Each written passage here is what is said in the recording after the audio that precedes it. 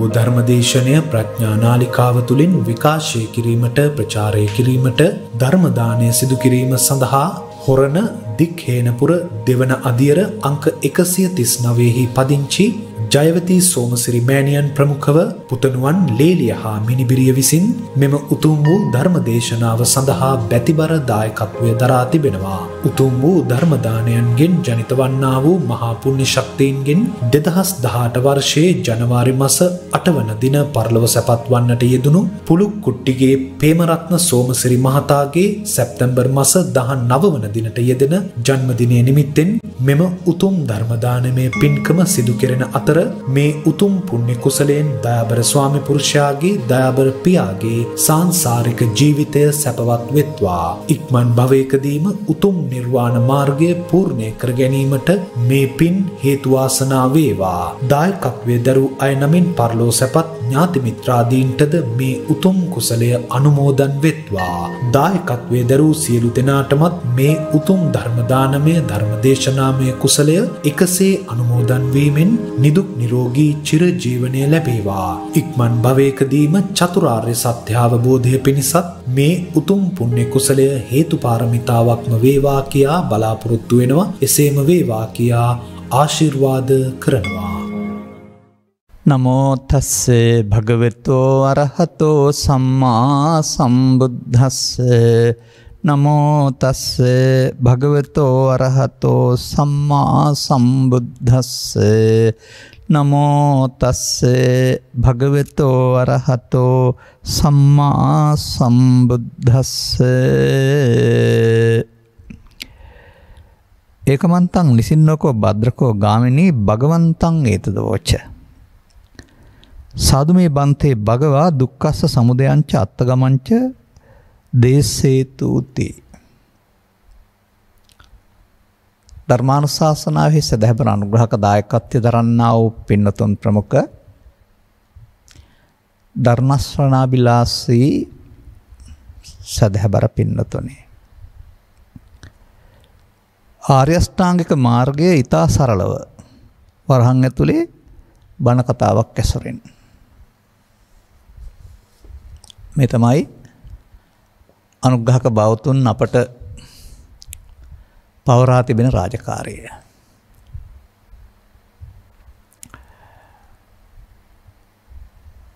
ආරම්භයක් වශයෙන් මෙහෙම කියන්න කැමතියි.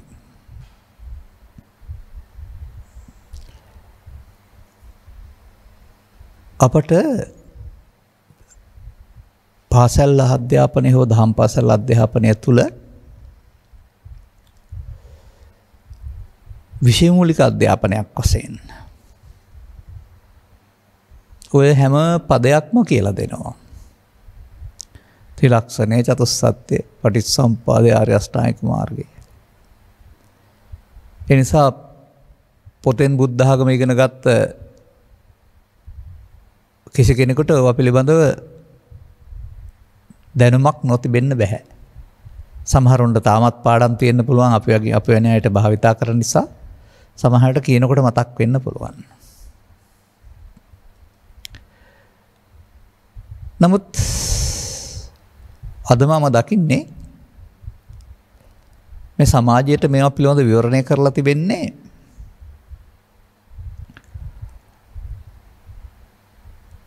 නොගැඹුරු සත්‍යයක්. පෘථග්ජන සමාජයට ගැලපෙන එදිනදා ජීවිතයේ පුණ්‍ය මාර්ගයේ සකස් කරගන්න අවශ්‍ය පුද්ගලයෙක් වශයෙන් සංවර වෙන්න අවශ්‍ය ප්‍රාථමික ප්‍රතිපදාවක්.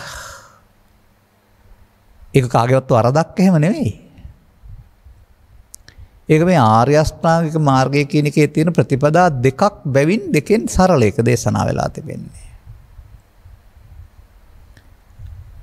අපි එකට කියනවා පූර්ව භාග ප්‍රතිපදාව කියලා. පූර්ව භාග ප්‍රතිපදාවේ අනවජ්‍ය නැත්තම් වැරදි ක්‍රියාකාරකම් ගැන මිදලා පුණ්‍ය භාගී වූ ජීවිතයක් ගත කිරීම කරන්න පොළොවෙනි. නමුත් ආර්ය ප්‍රතිපදාව කියලා තව එකක් තියෙනවා.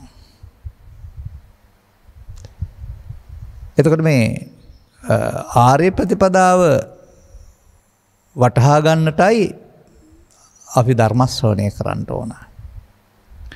ඒක ආර්ය අෂ්ටාංගික මාර්ගය කියලා කියන එකේ තේරුම ආර්යයන් සඳහා තියෙන මාර්ගය කියන එක. එතකොට මේක පැහැදිලි කරපු සූත්‍රයක් වෙනමත් තියෙනවා. මේ දෙපැත්තට බෙදලා පැහැදිලි කරපු එකක්.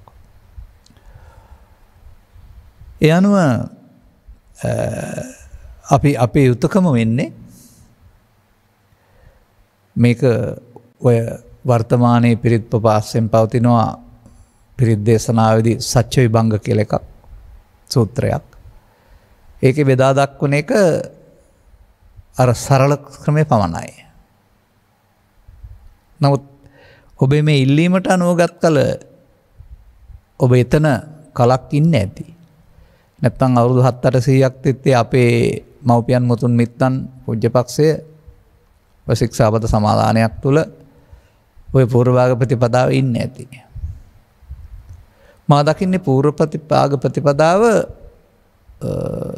අනාගත බුදුන් දකින්නට යන්න සකස් කළා වූ අත්‍යවාරමක් පමණයි. නමුත් ආර්ය ප්‍රතිපදාවට එන්න පුළුවනි නම් බුදුන් දැකීම යන පුද්ගලයක් දැකීම වෙන්නෙත් නැහැ. ධර්මයේ දකීද බුදුන් දකීද නිවන් දකී කියන කාරණේ නිවීම ජීවිතෙන් එහා පැත්තට යන්නෙත් නැහැ. ඒ සඳහා ඔබ සුදුස්සෙක්ද? ඔබට ඒ වටහා ගන්නට හැකියාව තියනවාද කියන කාරණය ඔබ තුළ විමර්ශනයට ලක් වෙන්න ඕන. විශේෂ කරුණ තමයි මෙතන අර අපි මතක් කළ මේ දුක්ඛේ ඥානං දුක්ඛ සමුදය ඥානං කියන වචන පාවිච්චි කරන්නේ නැතුව සරල බණ කතාවක් ඇසුරින් පැහැදිලි කරන්න කියලා තියෙන එක. මේ ග්‍රන්ථ සමූහය විවිධ වාර ඔස්සේ කියවා තිබෙන බැවින් සහ අදාළ මාතෘකාව මතක් වෙන බැවින් තථාගතයන් වහන්සේ පවා එහෙම කරලා තිබෙනවා. බව අපට හම් වෙලා තිබෙනවා. නමුත් මාදේ විවරණය කරනු ලබන්නේ එදා සිද්ධියක් විදිහට නෙමෙයි. තථාගතයන් වහන්සේ ඉස්සරහා එදා හිටපු චරිතය වගේ අද ඔබ මෙතන ඉන්න පැහැදිලි කරන තැන. ඔබ එදා සිද්ධියකට සවන් දෙන්නේ නැතුව ඒක ඔබේ ජීවිතයට ගලපාගෙන බලන්න ඇත්තද කියලා. එතකොට ඔබට ඔය පාලි භාෂාවෙන් තියෙන දුක්ඛේ ඥානං කියලා කතා කරන එක නැත්නම් දුක්ඛේ අඥානං කියලා කතා කරන එක ඔබේ ජීවිතය තුළින් ඔබ ලබා අත්දැකීම් තුළින් තේරුම් ගන්න පුළුවන් වෙයි. අපි එම නිසා ඒ කතාවට ප්‍රවිෂ්ඨ වෙලා කතාව ඔස්සේ යමු.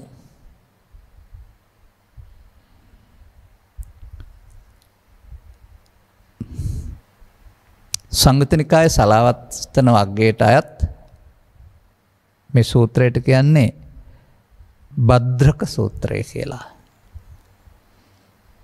ඒ අදාළ පුද්ගලයාගේ නමට අදාළව එක තිබෙලා තිබෙන්නේ.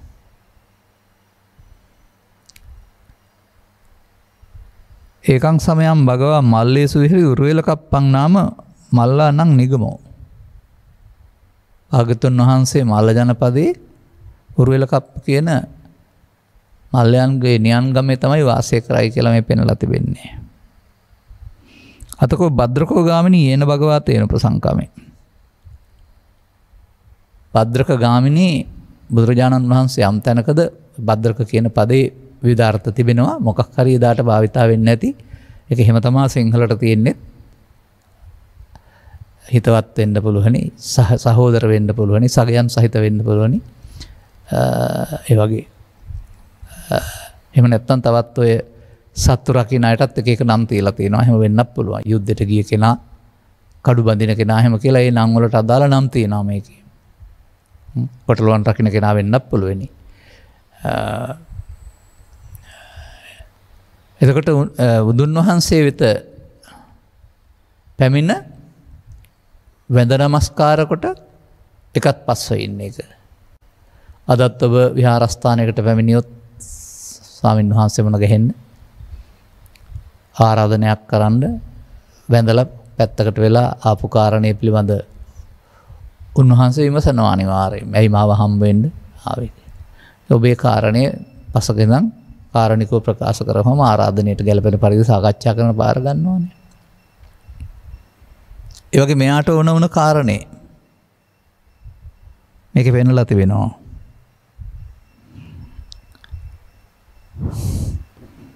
ස්වාමිනී භාග්‍යතුන් වහන්සේ මට දුකත් දුක ඉක්මවා යන හැටි තේරුම් කරලා දෙන්න. දැන් බය වෙන්න එපා එකපාරටම. මෙන්න මෙතන තථාගතයන් වහන්සේ ලස්සන කතාවක් කියලා තිබෙනවා.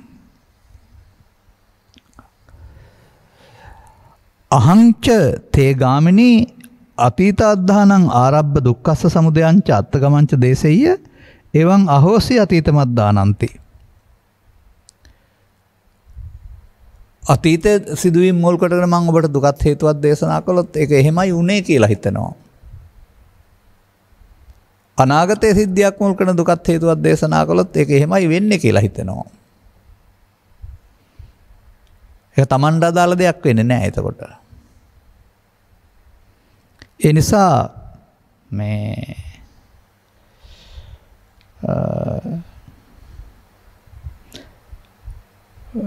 මම ඔබට දුකත් නැතිව තනක් දේශනා කරන්නම් අහන්න කියලා තථාගතයන් වහන්සේ ඒක අතීතාන්තය අනාගතාන්තය අතහැරලා ඔහුගේ ජීවිතයට පිවිසෙනවා. අනේකයි ඒ භද්‍රක ගාමිනීගේ ජීවිතය ඔබේ ජීවිතය බවට පත් කරගත්තාම ඔබට මේක ඇත්තද බලන්න. මට කිව්ව කතන්දරයක් ආශ්‍රයෙන් පැහැදිලි කරන්නනේ. මේ වගේ පාඩයක් තිබෙනවා. තං කිම් මඤ්ඤසි ගාමිනී අතිතේ උරුවෙලකප්පේ මනුස්සා ඒසන්තේ වදේනවා බන්දේනවා ජානියාවා ගරහායවා උප්පජ්ජෙය්‍යුම් ශෝක පරිදේව දුක්ඛ නමස්සු පායාසි. ගාමිනී මේ උරුවෙල ජනපදයේ යම් මිනිස් කොට්ටාසයක් වාසන කරනවාද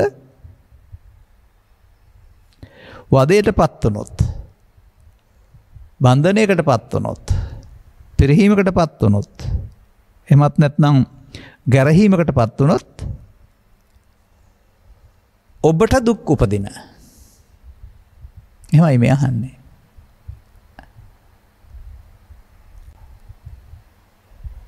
මෙයා උත්තර දෙනවා. ඔව් එහෙම මේකේ ඒ වගේ යම් කිසි කරදරයකට හිරිහැරකටපත් වුනොත් මට දුක උපදින පිරිසක් ඉන්නවා. ඒ වගේම ගාමිනී ඔබට මේ වදයට බන්ධනයට කරදරයට පිරිහීමකට ගැරහීමකටපත් වුනහම දුක දැනෙන්නේ නැති පිරිසකුත් ඉන්නවද? එහේ ස්වාමීනි. එහෙම පිරිසකුත් ඉන්නවා. පටිපුච්චා ව්‍යාකරණීය කියන එක තමයි මේ. ඔහුගෙන්ම උත්තර ගන්නවා. ඔහු ඉන්න තැනින්ම උත්තර ගන්නවා. ඔහු තුලින් ඔහුට පැහැදිලි කරලා දෙනවා. ඔහුගේ පිළිතුර එහේ ස්වාමීනි එහෙමත් පිරිසක් ඉන්නවා. දැන් ඔබටත් එහෙම ඉන්නවද බලන්න. ගමක රටක ජීවත් වෙනකොට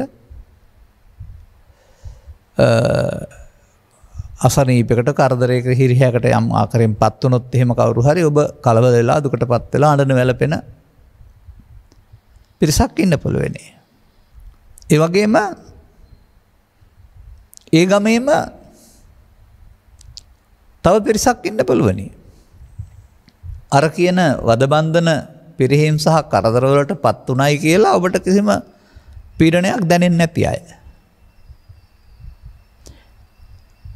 ඒක එදා එයාට කතා කළා වගේ ඔබට හරි ඒක.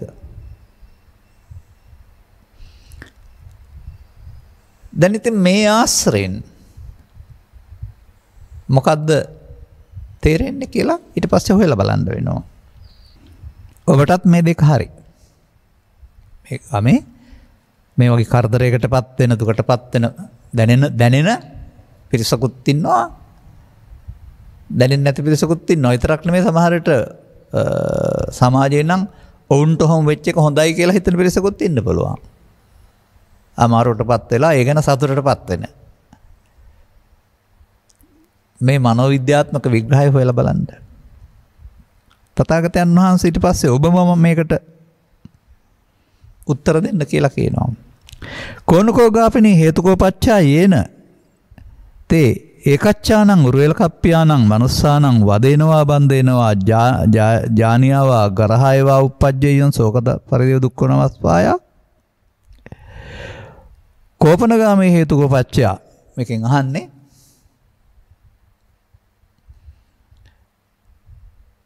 මොකද්ද මේ හේතුව? යම් පිරිසක් වදබන්ධන පිරිහීම් වලට මේ ගැරහීමකටපත් වුණොත් ඔබ දුකටපත් වෙන්නත් යම් පිරිසකට එහෙම වුණාම මේක දැනෙන්නේ නැති වෙන්නත් හේතුව මොකද්ද කියලා මේ අහලා තියෙන්නේ.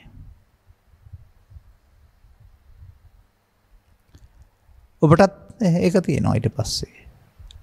උත්තර දෙනවා මෙයා. යේසං මේ බන්තේ උරුවෙලකප්පියානම් මනුස්සානම් වදේනවා බන්දේනවා ජානේයවා ගරහයවා උප්පජ්ජයන් සෝක පරිදේව දුක්ඛ දනස්පායසා අත්තිමේ තේසු චන්දරාගෝ. යේසං පන මේ බන්තේ උරුවෙලකප්පියානම් මනුස්සානම් වදේනවා බන්දේනවා ගරහයනවා නූපජ්ජයන් සෝක පරිදේව දුක්ඛ දනස්පායසා නත්තිමේ තේසු චන්දරාගෝති. අපි සිංහලෙන් වැඩිපුර කතා කරමු. ස්වාමීනි මේ ඉන්න ජනපදයේ අය අතර ඔවුන්ට සිදුවෙන කරදර හිරිහැරවලදී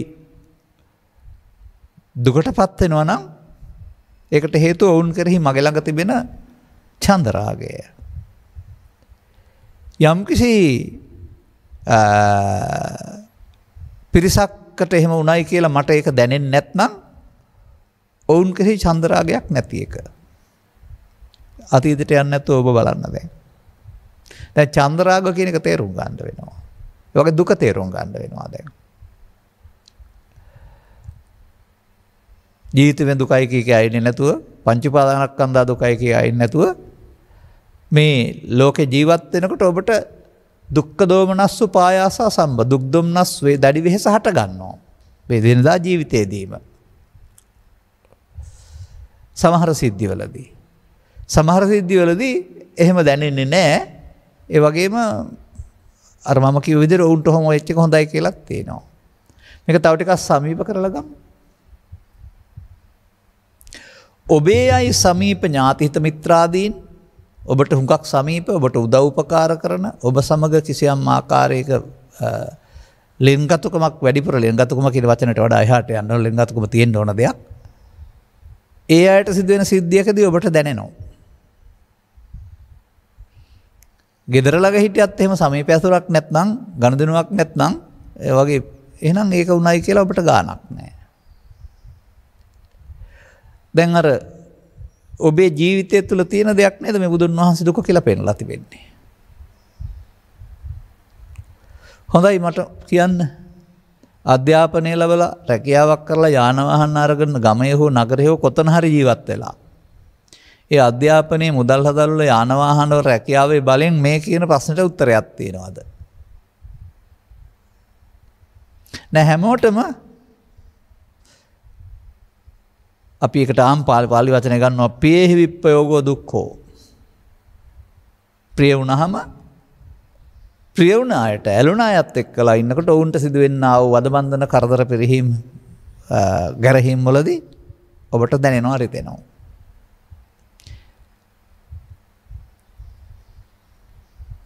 එහෙම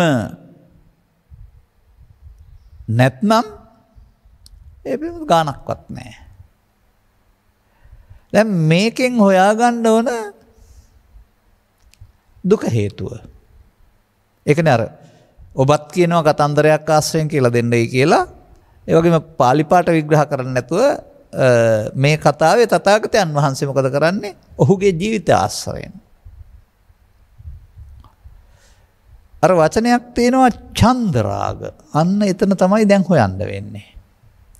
දැන් ඔබ ඉගෙන ගත්ත දුකට හේතුව තණ්හාව කියලා වචනයක් තියෙනව නේද? ඒක කොහෙද එන එකක්ද කියලා දන්නේ නැහැ. මේක චන්දරාගය නම්. ඒ කියන්නේ මෙහෙමයි. අපි මේ ලෝකෙට එනවා. තනියම හඳුනා ගන්න පටන් ගන්නවා. මවගෙන් පියාගෙන් මෙහා පැත්තට. ඒ හඳුනා ගැනීම තුළ සිදුවෙන්නා වූ වාසි අවාසි කැමැති අකමැති කාරණා අනුව ක්‍රමිකව යම් පිරිසක් සමග අපි ඇලෙනවා. යම් පිරිසක් සමග ගැටෙනවා. සමහර අය සමග ඇලෙන්නේ නැහැ. ගැටෙන්නෙත් නැහැ. අන්න ඒ මොකද්ද වෙන්නේ? ස්වභාවයෙන්ම අපි ළඟ මෙහෙම සිද්ධ වෙනවා. මේ මිනිස් සමාජය තුළ. ඒක ජීවත් වීම හරි ඥාතින් ඇති කර ගැනීම හරි එහෙම නැත්නම් මේ කියන දේවල් සිදුවීම හරි නෙවෙයිනේ එහෙනම් දුක් වෙන්නේ. දැන් ඒ කියන වදබන්ධනයන්ට ප්‍රියයනුත් ලක් වුණා අප්‍රියනුත් ලක් වුණා. අප්‍රියන් ලක් වීම නිසා ඔහුට දුකක් දැනුනේ නැහැ. එහෙනම් අපි එකෙන් තේරුම් ගන්න ඕන බාහිර ලෝකෙ සිද්ධි නෙවෙයි අපට මේ පීඩාව පීඩණය ගෙනත් දෙන්නේ කියන එක. ජීවිතයේ දුකයි එහෙම නැත්නම් බාහිර ලෝකයේ ඔක්කොම දුකයි කියලා අපි මේ ඉගෙන ගන්න. නමුත් අන්න එතන තේරෙනවා ඇලීම නිසා දුක හටගනී. තණ්හාය ජායති සෝකෝ තණ්හාය ජායති භයං. ඉතින් මේක තේරෙනකොට අපි ඇලීම් යම් මට්ටමකට හදාගෙන ඉවරයි. ඒ නිසා අපට ඒකට එයින් නිදහස් වෙන්න පාරක් ඕන වෙනවා. නමුත් අපට දරුවන්ට පුළුවන් නම් උගන්වන්න. හැම කෙරෙහි සමසිතින් වාසය කරන්න. අපි ඒකට කියනවා මධ්‍යස්ථ බෞපේක්ෂාව කියලා. මේ බුදුදහමෙන් උගන්වන්න හදන්නේ අන්න එහෙම දෙයක්. පවනට වඩා යහා පැත්තට මේ ඇලෙන්න ගැටෙන්න ගියොත් තමයි කොහොම ජීවත් වෙන්න සුවසේ ජීවත් වෙන්න කල්පනා කළත් ඊට පස්සේ අර ප්‍රයෝගය කියන කාරණාවේ ඇති වෙන මේ පීඩාවන්ට පත් වෙන්න සිද්ධ වෙනවා. ඒකට උත්තරේ නෑදෑකම් ඇති කරගන්න එක නැති කරගන්න එක නෙවෙයි. ගමෙන් අයින් වෙලා තනියෙන් ජීවත් වෙන එක නෙවෙයි. එහෙම තමයි කල්පනා කරන්නේ.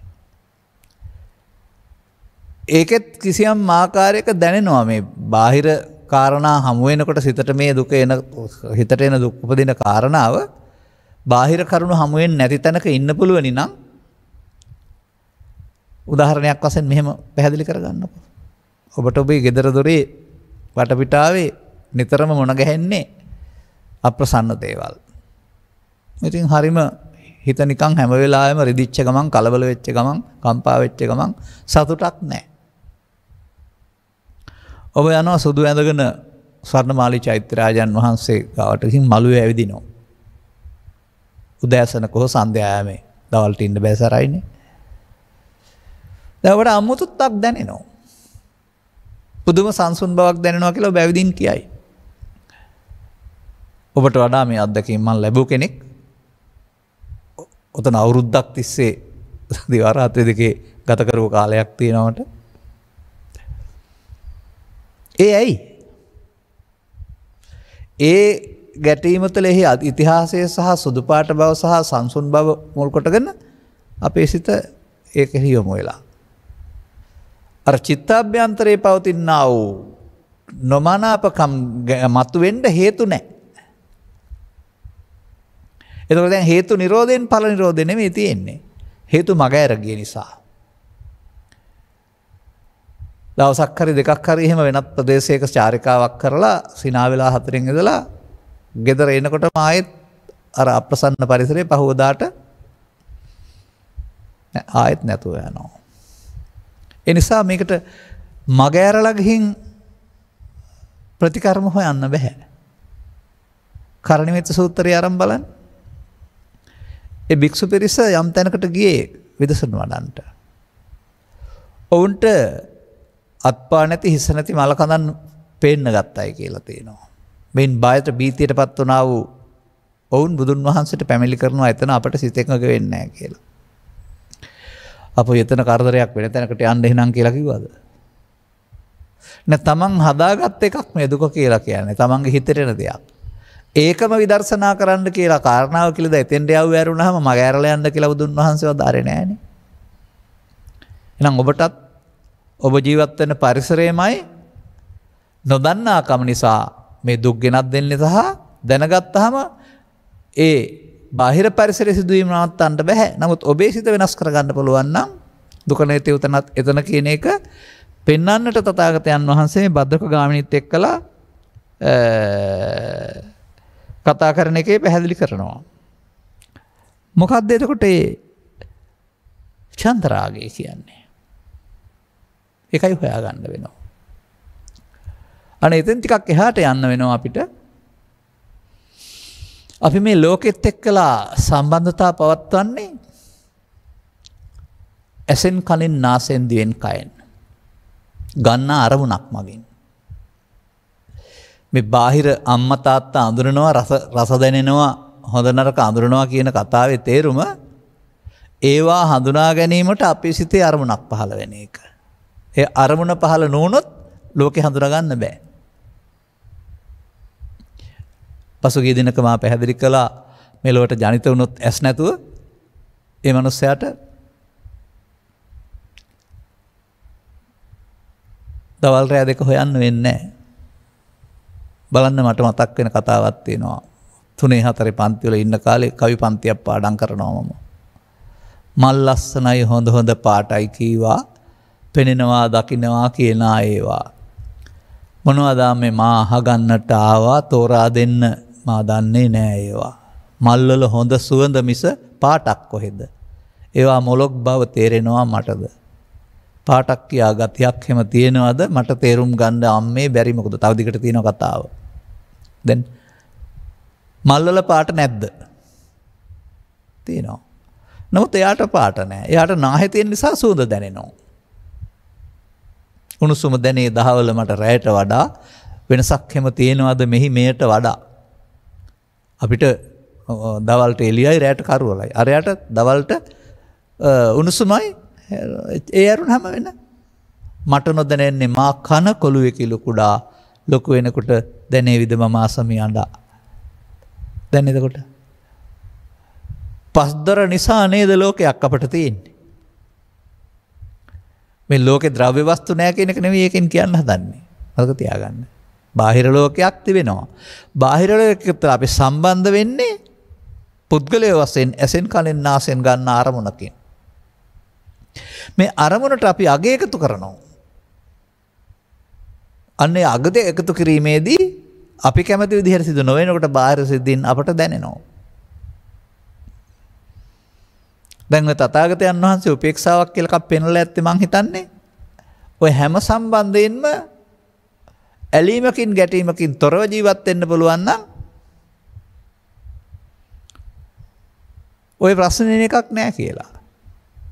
ඉතින් අර මම ඉදිරිපත් කරපු කාරණා වලින් තේරුම් ගන්න එහෙමනම් ලෝකේ දැනෙන්නේ ලෝකෙ සිදුවෙන දේවල් දැනෙන්නේ ඇහෙන් කනෙන් නාසයෙන් දිවෙන් කයෙන් ඒවා තියෙන නිසා උපදින සිතෙන්. සිතත් එක්කයි ලෝකෙ සිතින් තමයි ලෝකෙත් එක්ක සම්බන්ධතාව පවත්වන්නේ. සිතට එකතු කරන්නා වූ ඇලීම් ගැටීම් අපි පෞද්ගලික දෙයක්. අර භද්‍රක ගාමිණී කියන කිසියම් ඡන්ද රාගයක්. ඡන්ද කියන්නේ කැමැත්ත, රාග කියන්නේ ඇල්මනේ. ඔවුන් සමග තිබෙනා වූ නෑදෑකම් හරි උදව් හරි එහෙම නැත්නම් මොනවා හරි කාරණා නිසා ඒ ගණදෙන වලදී ඇති වෙනවනේ. මේ නිසා එක තැනක පැහැදිලි කරනවා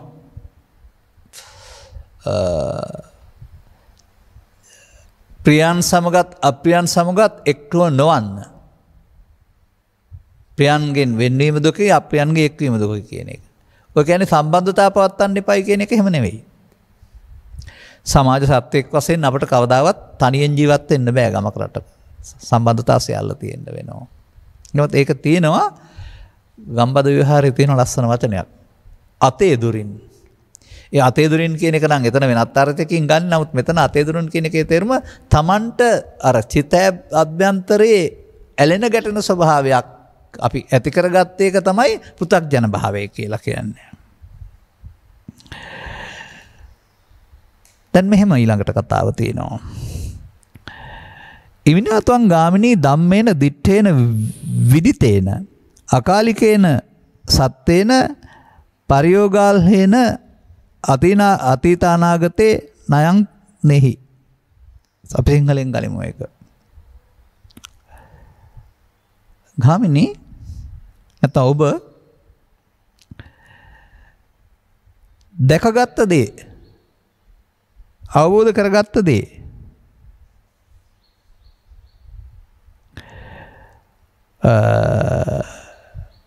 මේකට දැන්නේ දැක්කේ. නමුත් මේක අතීතයටත් ඔහොමයි. අනාගතයටත් ඔහොමයි. අතීතයේ ගත වෙලා නිසා ඒ පිළිබඳ ප්‍රශ්නයක් නෑ. අනාගතයටත් ඇලෙන්න ගැටෙන්න ගොත් ඉන්න අයට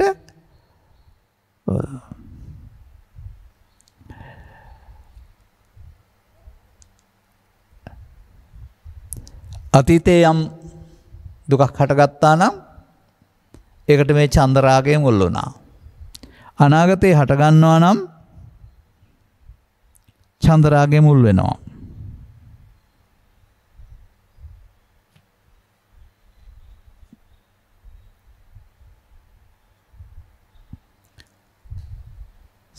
ස්වාමීනි දැන් උත්තරේ තේරෙනවා යාට.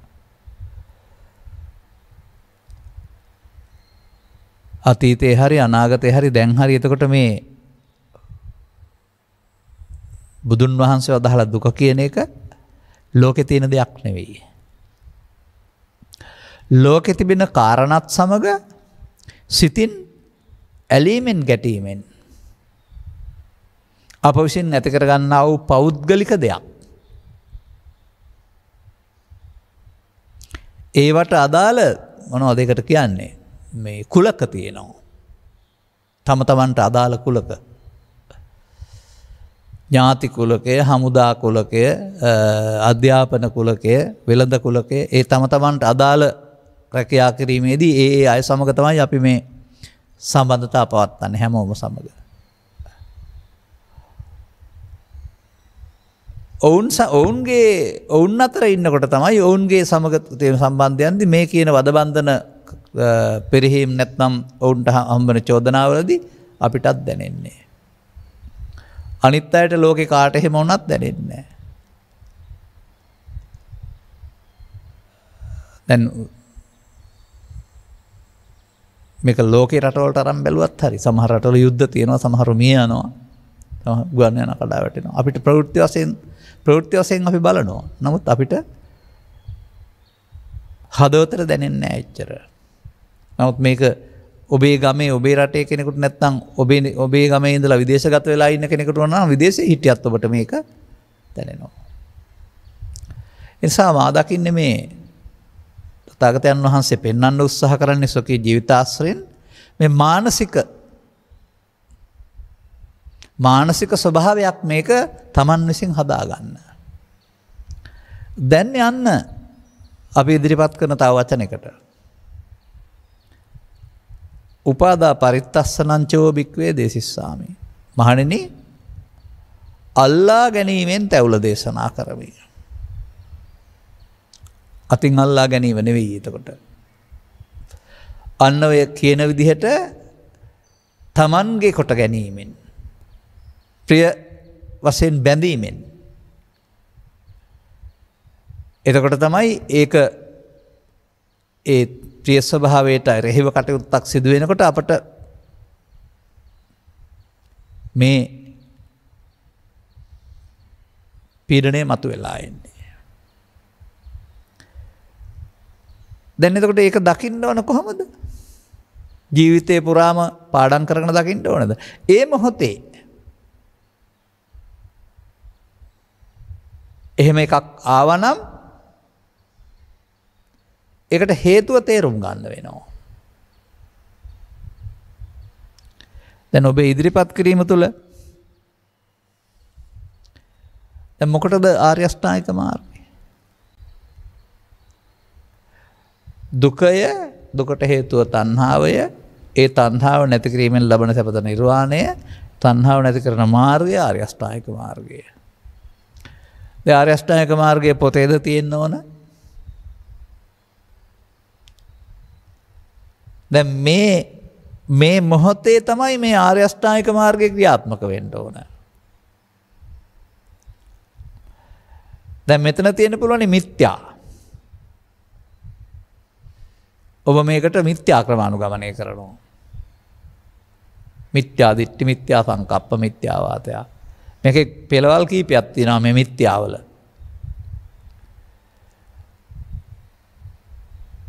ඔබ මේකට ස්ථාන මාරු කරනවා. ඔබ මේකට මත්පැන් පානය කරනවා. ඔබ මේකට මොකක් හරි තොවිලයක් නැත්නම් තොවිල් පවිල් කියලා කියන්නේ එහෙම දෙයක් කරනවා. මේ දුක හටගත්තේ මෙහෙම කාරණායි කියලා. එහෙමත් නැත්නම් මේ සිතට දුක එන්නේ නැති වෙන්න ඔබ සිත වෙන තැනකට යොමු කරනවා.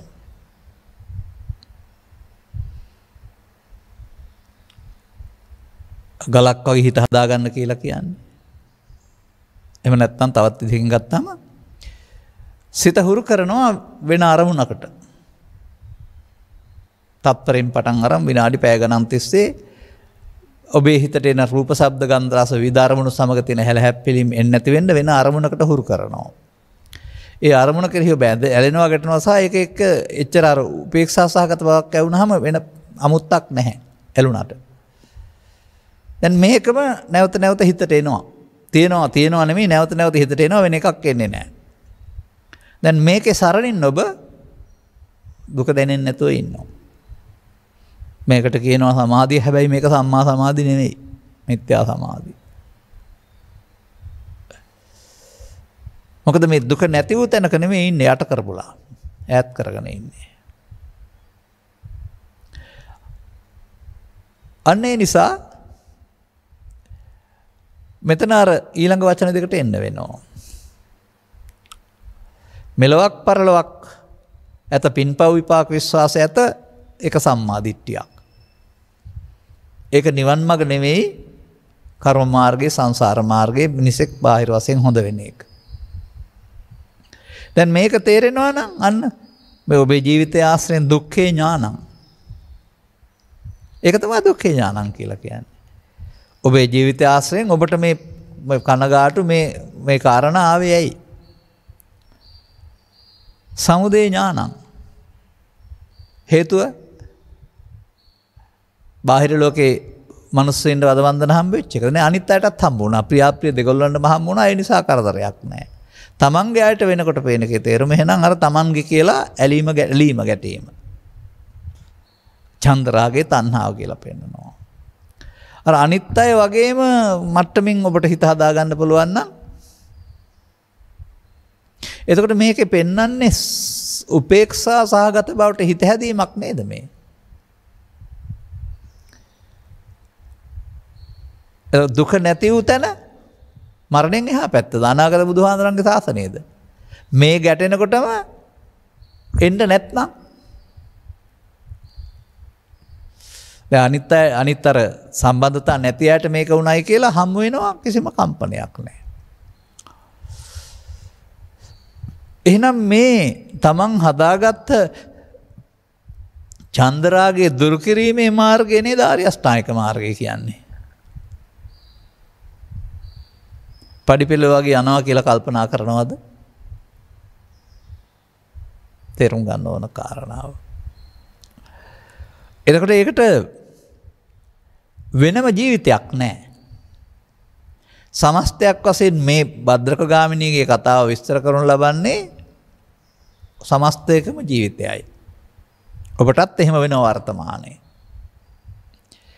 නමුත් ඔබ ඒක තේරුම් ගන්න නැත්නම් දුකම හටගනී දුකම නිරෝධ වේ.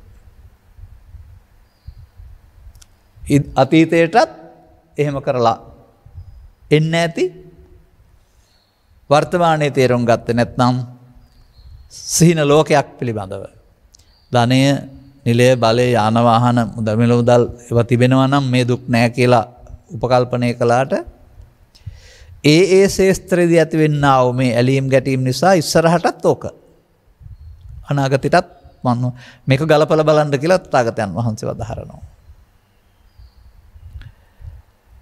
නමුත් තථාගතවරයෙක් හෝ ඒ බුදු ධර්ම නියාමයක් පැහැදිලි නොවන සමාජයක මේකට හේතුව පෙන්වන්න කෙනෙක් නැහැ.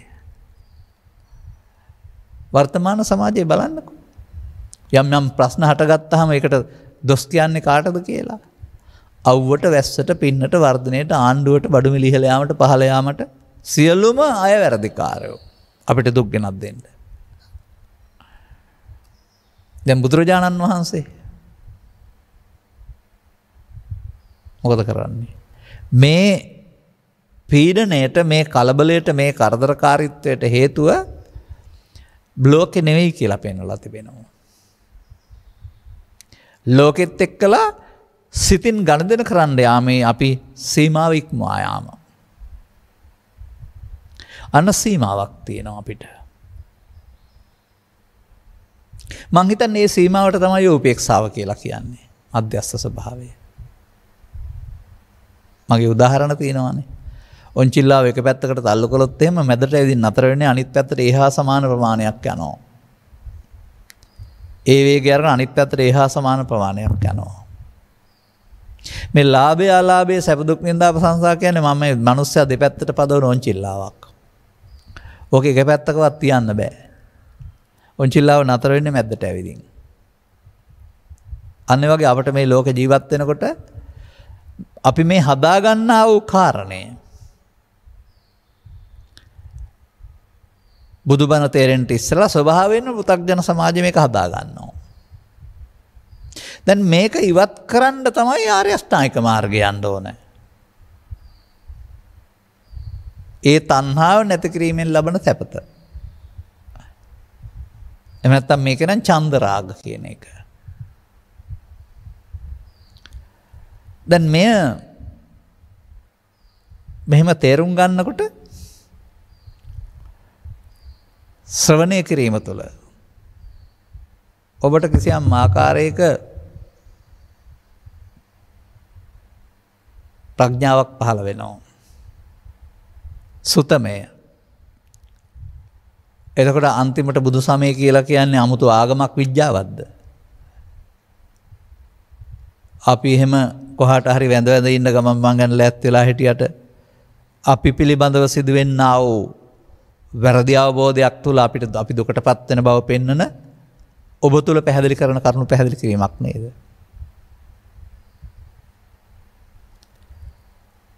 දැන් ඔබට එහෙනම් තුම්මේ කිච්ඡං ආතප්පං ඔබ විසින් ආතප්ප කිච්ච නම් වූ තියෙන වචනයක් කළ යුත්තේ කරන්න ඕන. මේන් මිදෙන්න නම් අවුවටයි වැස්සටයි ලෝකෙටයි ආණ්ඩුවටයි අටලෝ දහමටයි දොස් කියලා හරියන්නේ නැහැ. Taman හදාගත්ත ආයතනෙන් මිදෙන්න වෙනවා. මේ ආයතනයක් මේක.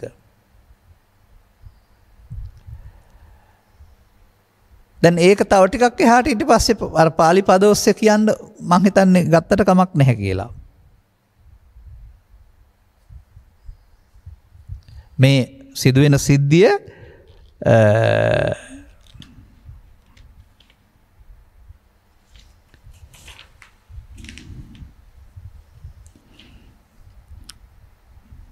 මේක තවත් තියෙනවා පොඩි කතාවකුත් කියලා. ඒකේ උදාහරණයක් ඒ පෙන්ලා තියෙන්නේ. ඔබටත් එහෙම වෙන්න පුළුවනි. එයාට දරුවෙක් ඉන්නවා.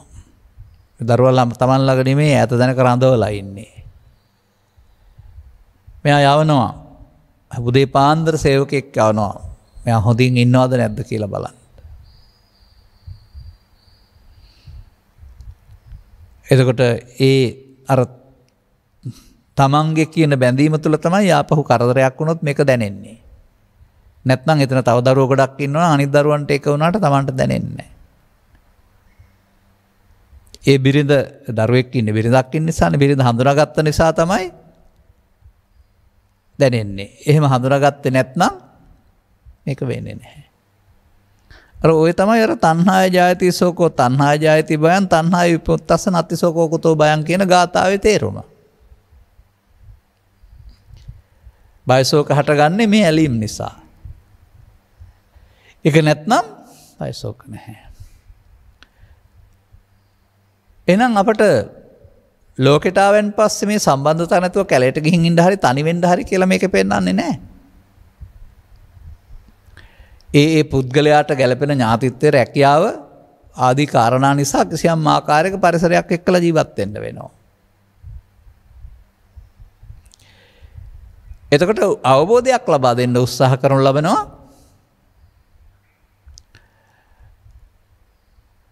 බාහිර ලෝකෙ තියෙන කරුණු එක්කලා ඇසෙන් කනෙන් නාසයෙන් දිවෙන් කයෙන් ප්‍රියාප්‍රිය වෙන්න ගිහින් ඇලීමේ චෛතසිකය තමන්ගේ හිතේ හටගන්නේ.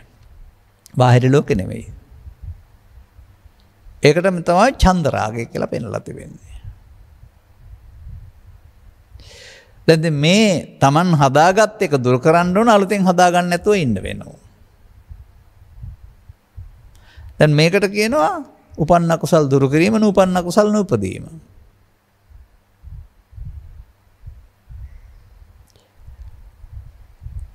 අන්න අපට අනුගමනීය ප්‍රතිපදාවක් තුළින් මේක ආපහු මධ්‍යස්ථ බව දක්වා ගේන්න පුළුවන්. දැන් වැරදි අනුගමනීය ප්‍රතිපදාවක් තුළින් මේක එකේ සිට අර විසාකාවට වදාළ කරුණේ පෙන්වන්නේ මේ ඇලෙන කරුණු 100ක් තිබුණොත් දුක් 100යි කියලා. අර චන්දරාග තමයි අර පෙන්වන්නේ. ඒ නිසා හොඳට තේරුම් ගන්න උත්සාහ කරන්න. මේක මේ කැලේට යන වැඩක් හරි අමුතු වැඩක් හරි නෙමෙයි. ලබාගත් එදිනෙදා ජීවිතයේ වර්තමානයේම තමයි මේ පීඩාව තියෙන්නේ. වර්තමානයේම තමයි ඔබ කැමති මේක නැතුව ඉන්න.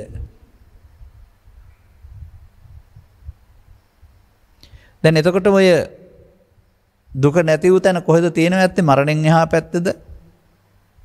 ජීවිතයෙන් එහා පැත්තද? නැත්නම් මේ ප්‍රසාදයන්ට මේ ඇස කන නාසය දිවකය ප්‍රසාදයන්ට ගැටෙනකොටම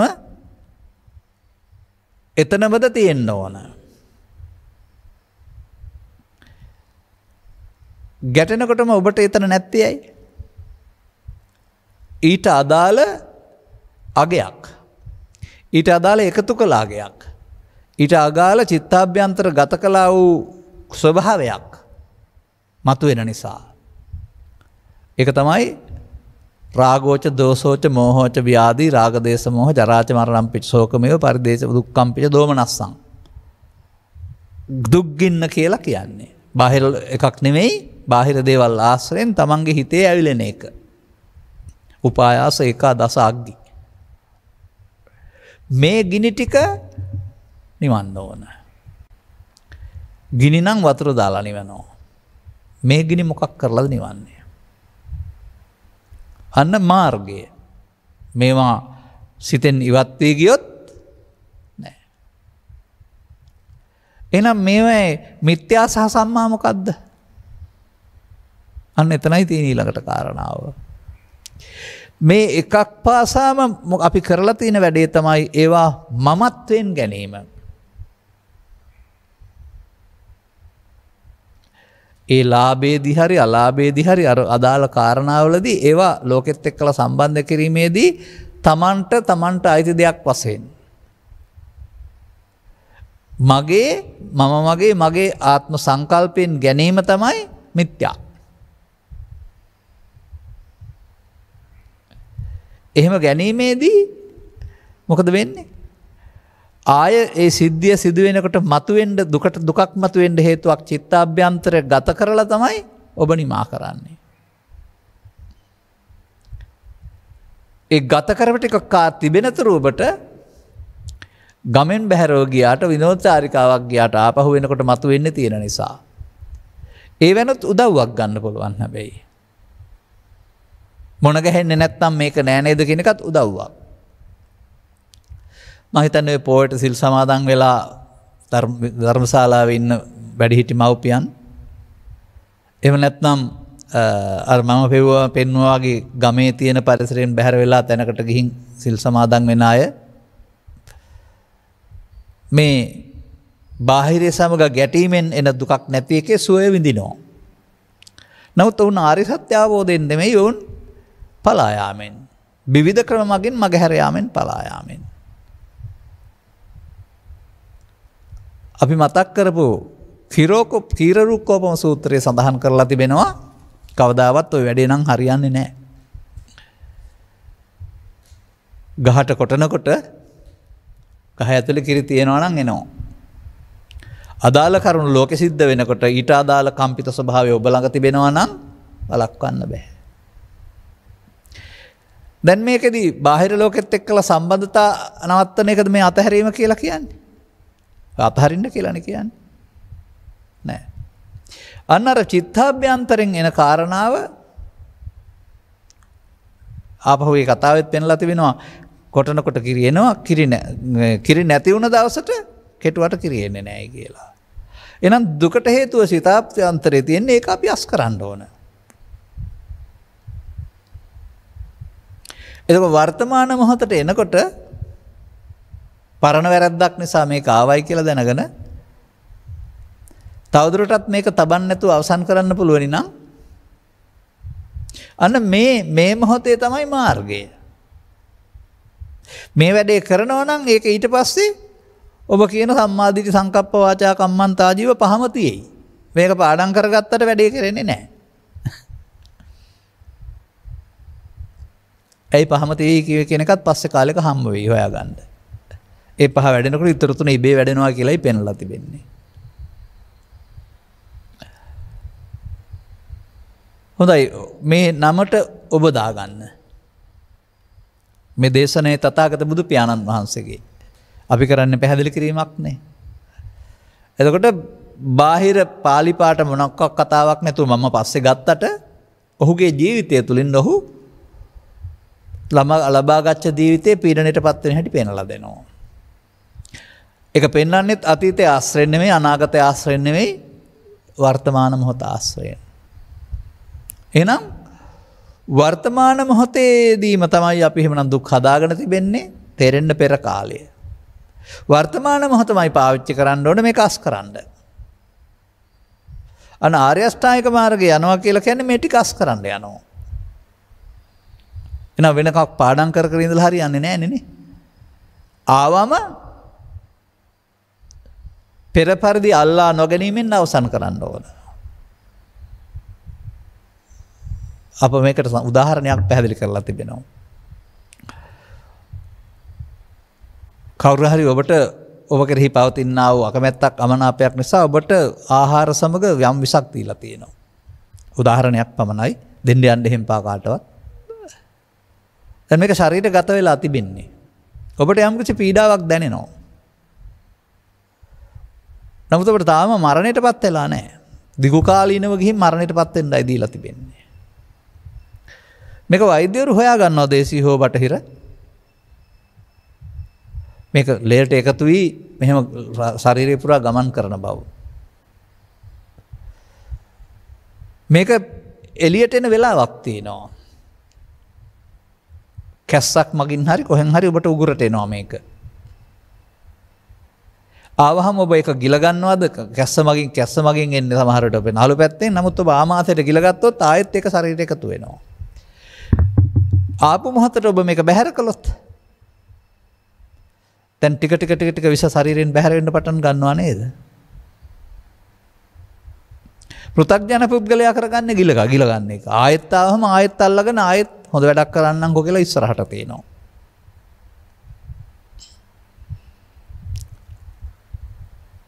ආර්ය මාර්ගයේ පුද්ගලයා කරන්නේ ආවහම බැහැර කරනවා. එන්න ඕන නේද? උගුරට එන්න ඕන අහක දාන්න නේද? එනම් වර්තමාන මොහොත ඇස කනනාසය දිවකයට මූණ කිදීමේදී බණ තේරුම් ගන්න ඉස්සලා තමන් හදාගත්ත මේ මූලයන් එන්න ඕන නේද? ආවහම දකින්න ඕන නේද? අන්නේ දකින්න පුළුවන් තැනට සිහිය දියුණු කරන එක තමයි ආනාපාන සතියෙන් ආරම්භ කරන්නේ. ආනාපාන සති කියන්නේ උස්ම ඉහළ පහළ ගැනීමට කියන නමක් නෙවෙයි. ඒක ස්වභාවයෙන් අපි ළඟ සිදු වෙනවා. නමුත් සිහිය හුරු කරගත්තාම දැනෙනවා. සිහිය කියලා කියන්නේ සද්දා සති කුසල චෛසිකයක්. සති කියන්නේ චෛසිකයක් නේ. ඒ චෛසිකේ නැති කෙනාට අරක ආභ්‍යාසයක් විතරයි, හුරු කිරීම. එතකොට හුරු කරලා නැත්තම් හුරු කරනකොට ඊට පස්සේ ඔබට හොරෙන් මේ ඇතුළු වීමට හෝ පිටවීමට බෑ, ඔබට දැනෙනවා. මේක තේරුම් ගත්තේ නැතුව ආනාපාන සතිය යන්න පුළුවන් විදර්ශනාවක් නැහැ. නමුත් සතිය තේරුම් ගත්තා නම් දැන් මෙතෙන්ද සතිය ගේන්න වෙනවා.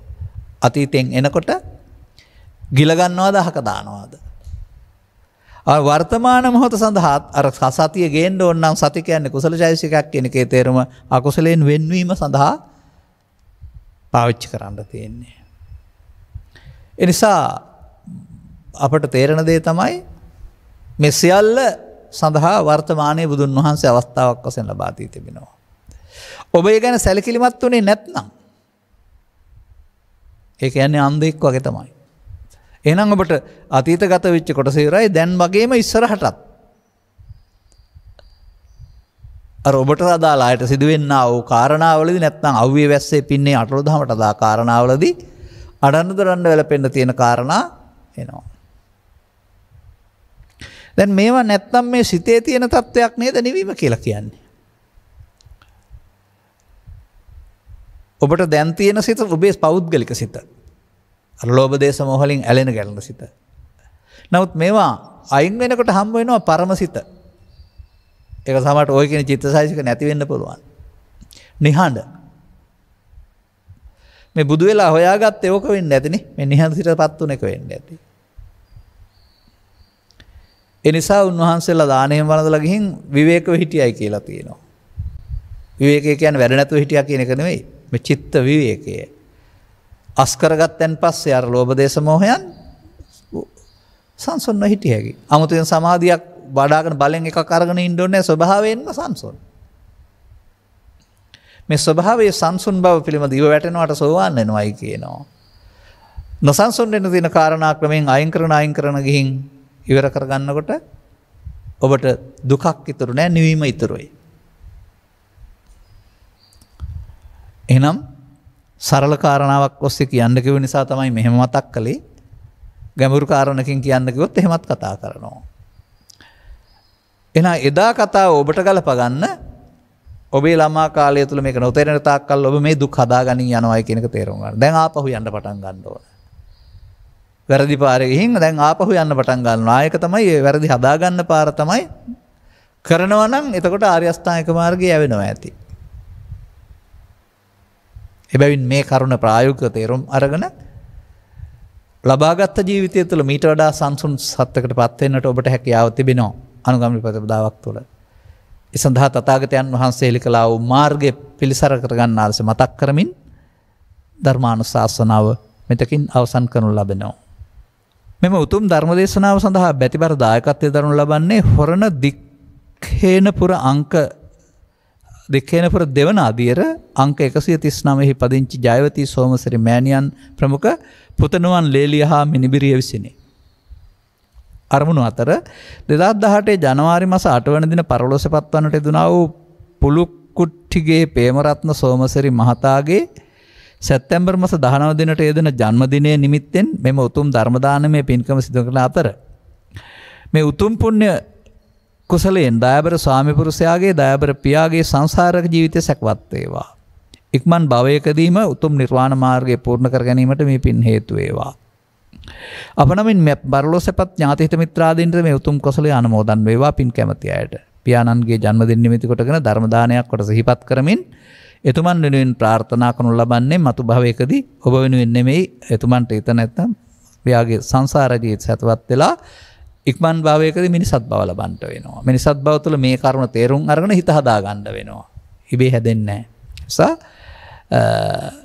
ඒ කරපු පැහැදිලි කිරීම වටිනවා මේ පරලෝසපත් ඥාතිවරයා පියා ස්වාමියා නැත්තම් සියා වෙනුවෙන්. දායකත්වයේ දරුවෝ සියලු දෙනාටමත් මේ උතුම් ධර්ම දානමය ධර්ම දේශනාමය කුසලයේ එකසේ අනුමෝදන් වීමෙන් නිදුක් නිරෝගී චිර ජීවනය ලැබේවා. ඉක්මන් භවයකදීම චතුස්සත්‍ය අවබෝධයේ පිණිස උතුම් පුණ්‍ය කුසලයේ හේතු වාර්තාවක් වේවා. අනේ එතනට තමයි මම එකතු නැත්තේ මම. එතකොට දැන් මේක තේරුණා නම් ඉක්මන් භවයක් ඕනේ නැහැ මේ භවයේදීනේ. ඉක්මන් භවයකට ගියොත් එහෙම ආයෙත් මේක හම්බුනේ නැත්නම් ওই ප්‍රශ්නේ මතුවෙනවා. ඒ නිසා කලදුට කල වලෙහි ගන්න කියන කපටි පැත්තට යොදා ගන්න එපා. හොඳ පැත්තට යොදා ගන්න බුදුවරු ලෝ පහල කළා වූ ධර්මයේ ඔබට මුණ ගැහුනොත් ඔබ මේ හිත හදා ගන්න කටයුත්ත ලබාගත්ත මේ මොහොතේ මේ ජීවිතේ විතරක් නෙමෙයි මේ මොහොතේම කරන්න පටන් ගන්න. එබැවින් කරුණ තේරුම් අරගෙන ධම්මස පාදාගෙන ඔබ මේ කලාව කටයුත්ත ඒ පියාණන්ගේ ජීවිතය සූපත් වී මතු භවයකදී පියාණන්ට සදහම් හමු වේවා පරලෝ සැපත් ඥාතීන් පින් අනුමෝදන් කරන ඔවුන්ට සදහම් හමු වේවා ඔබගේ ජීවිතයට මේ කරුණ පිළිබඳ ප්‍රායෝගික අවබෝධ ලැබීම තුළින් ඔබගේ ජීවිතය හැකිතාක් දුරට මේ ඉහාත්ම වශයෙන්ම මේ දුක්ඛ නිවාරණයට මංපෙත් පාදා ගන්න හේතු ආසනාව වේවායි කියලා ප්‍රාර්ථනා කරන්න. සබ්බිහිතෝ වජ්ජන්තු සබ්බ රෝගෝ විනස්සතු මාතේ බවත් අන්තරායෝ සුඛී දීඝායුකෝ භව හැම දිනාටම තෙරුවන් සරණයි. දේශක්ඛයෝ නිබ්බානං